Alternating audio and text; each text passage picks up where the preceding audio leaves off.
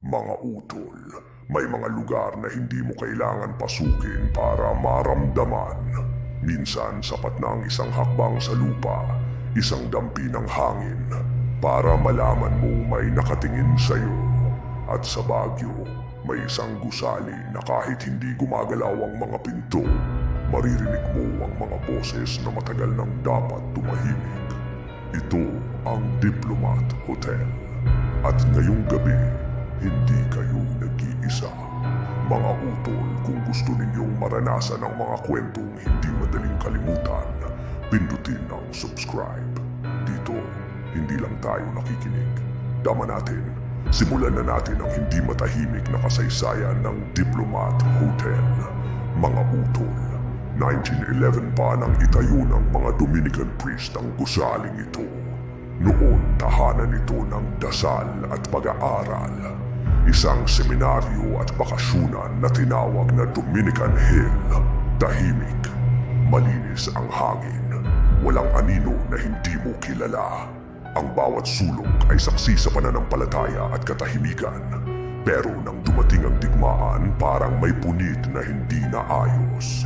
Ang tahimik na gusali, ang lugar ng panalangin na puno ng iyak, takot at dugo. Noong World War II, ginawa itong kampo ng mga sundalong Japanese. Ang mga braille, madre at mga sibilyang nagtago dito ay dumanas ng matinding hirap. Maraming sundalo, pare, madre, pati mga bata ang pinahirapan at pinatay dito. At ang iba sa kanila, hindi nakalibing ng maayos. Ang mga dingding na dating nakakarinig ng mga awit at dasal, ngayon ay nakarinig ng mga sigaw na hindi na matatahimik. Kaya siguro hanggang ngayon, hindi rin sila mapakali. Sabi nila, ang lupa mismo ay sumipsip sa lahat ng sakit at takot. At hanggang ngayon, inilalabas nito ang mga alaalang iyon sa dilim. Maraming nagkwento na pagdating ng gabi, may maririnig kang yapak sa pasilyo. Mabagal, mabigat, para bang may naglalakad na may pasan-pasan. Pero kapag lumingon ka, wala namang tao. May iba namang nagsasabing may naglalakad sa hagdanan, isang pare o isang madre. Pero hindi mo makita ang ulo. Tahimik lang silang dadaan para bang hindi ka nila nakikita. O baka naman, nakikita ka nila pero hindi mo sila dapat tingnan pabalik. Isang tourist ang nagkwento. Bandang hapon na iyon at konti na lang ang tao. Habang kinukunan niya ng litrato ang lumang fountain sa gitna ng hardin, parang may malamig na hangin na dumampi sa batok niya. Biglang tumayo ang balahibo niya, pero pinaliwala niya ito. Pagbalik niya sa hotel habang tinitingnan ng mga kuha niya, nagulat siya. May isang mukha sa likod niya, blurred pero malinaw ang porma. At hindi iyon nakangiti. Parang nakadungaw lang mula sa likod ng balikat niya.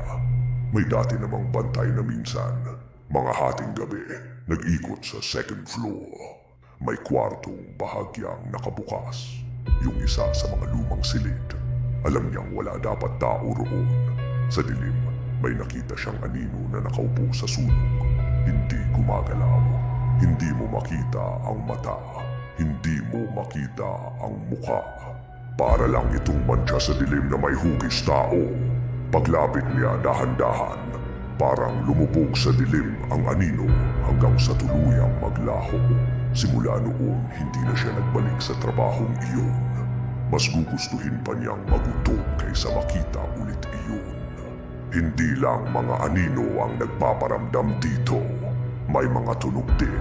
May mga bumibisita na nakakarinig ng mahinang pag-iyak ng mga bata. Lalo na sa bandang basement. Ang sabi, dun daw itinago ang mga bata noong panahon ng digmaan. At dun din sila natagpuan. Ang kanilang mga iyak ay parang nakakapit pa rin sa mga pader. Isang malungkot na alaala na hindi nabubura ng panahon. At ang pinakamatinding kwento, mga utol. Nang gawin itong hotel noong 1973, ang mismong manager at may-ari na si Tony Agbawa, isang faith healer, doon namatay. Sabi, heart attack. Pero paano ka hindi aatakihin sa puso kung gabi-gabi kang nakakakita o nakaririnig ng mga tinig at presensya na hindi mo alam kung saan nanggagaling? Mula nang mamatay siya, may mga nagsasabi na isa na rin siya sa mga espiritong hindi matahimik sa lugar. Hanggang ngayon, kahit tourist spot na ito at na tinatawag ng Dominican Hill Retreat House, may mga pumupunta na pag-uwi nila, parang may sumama sa kanila. Hindi gumagawa ng ingay, hindi nagpapakita, pero ramdam. Isang bigat sa pakiramdam na hindi may paliwanag. Parang may nakamasid sa'yo kahit nasa bahay ka na. At may oras sa gabi na may naririnig na kampana. Wala namang misa, walang pare, walang taong naglilingkod doon. Isang tunog mula sa nakaraan na parang tumatawag sa mga kaluluwang naiwan. Kung minsan, may mga dumadaan na hindi mo maririnig, pero mararamdaman mo ang presensya nila sa pagbabago ng temperatura, sa biglaang pagtayo ng balahibo mo. At sa Diplomat Hotel, yun ang mas nakakatakot. Hindi ang makita sila, kundi ang maramdaman nilang mas malapit sila kaysa sa akala mo. Isipin niyo ito. Habang naglalakad ka sa mahabang pasilyo nito, nararamdaman mo ang bawat mata na nakatingin mula sa mga bakanteng kwarto. Ang bawat anino sa gilid ng iyong paningin na parang gumalaw. Ang bawat pulong na dala ng hangin na parang pangalan mo ang sinasabi. Ang Diplomat Hotel ay hindi lang isang gusali. Ito ay isang libingan na walang mga lapida, mga utol. Ang Diplomat Hotel ay isang buhay na paalala na ang bawat lugar ay may kwento. At may mga kwento na hindi basta nawawala, lalo na kung binuo ng matinding takot, sakit at kaguluhan. Kung saan may kirot, may naiwan. At kung may naiwan, may nananatili. Ang aral dito, pahalagahan natin ang kapayapaan habang buhay pa tayong nakakapili. Dahil ang mga hindi nakahanap ng katahimikan sa kanilang huling sandali, minsan naglalakad pa rin sa mga lugar na tulad nito, naghahanap ng kasagutan o baka naghahanap lang ng makakaramay sa kanilang walang hanggang pag-iisa. Kung handa pa kayong makinig sa mga kwentong hindi natutulog, huwag kalimutang mag-subscribe at i-on ang notification bell. Marami pa tayong lugar na pupuntahan at mga kwentong bubuksan.